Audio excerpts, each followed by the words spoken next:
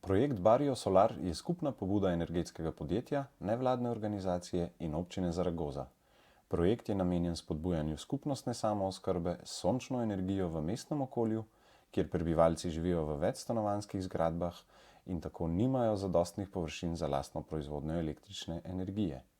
Velike sončne elektrarne so tako nameščene na občinskih športnih stavbah, proizvedeno elektriko pa porabijo gospodinjstva in mala podjetja v okolici. V projektu Barrio Solar sodeluje 200 gospodinjstev in podjetij v bližini športnih objektov. V zameno za mesečno pristojbino v višini 6 evrov bodo imeli koristi pri prihrankih na računih za energijo, ki bodo v povprečju znašali do 30%. Poleg tega bodo 10% proizvedene električne energije podarili 20 ranljivim družinam. Primeri Španije kaže, da skupnostne sončne elektrarne niso le elektrarne. V skupnosti lahko odigrajo tudi pomembno vlogo naslavljanja energetske revščine.